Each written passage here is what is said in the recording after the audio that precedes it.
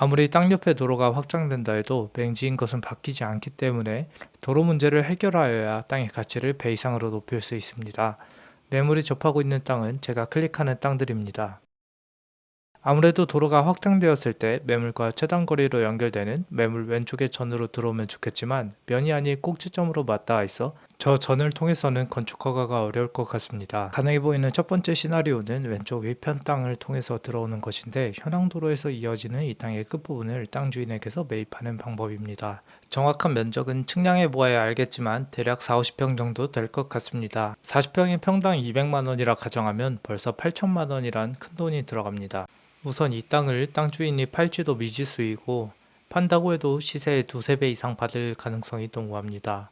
앞에 땅과 딜을 해야 하는 이런 경우는 보통 토지 교환을 통해 해결하는 경우가 많은데 예를 들면 앞에 땅 10평을 받는 대신 내 땅 20평을 주는 식으로 거래를 합니다.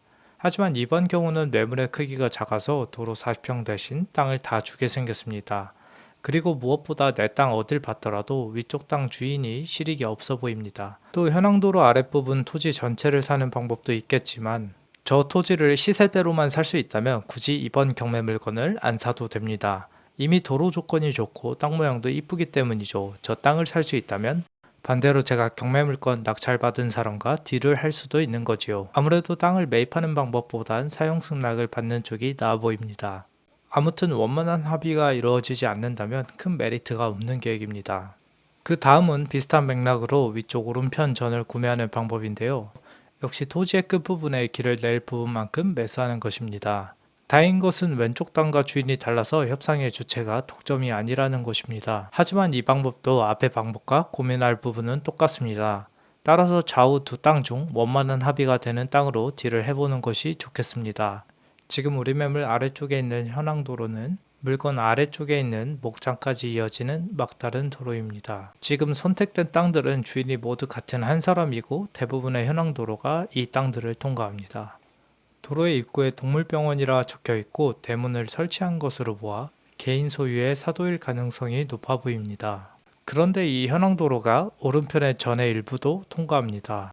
그렇다면 목장 주인이 오른쪽 전 주인에게 사용 승낙을 받고 이 도로를 개설했을까요? 아니면 도로는 원래 있었고 그 현황 도로를 통해서 목장의 건축 허가를 받은 것일까요? 이 부분을 알아내는 것이 가장 핵심일 것 같습니다. 구청 건축학과나 마을 사람들을 통해서 여러 방면으로 정보를 종합해야겠지요.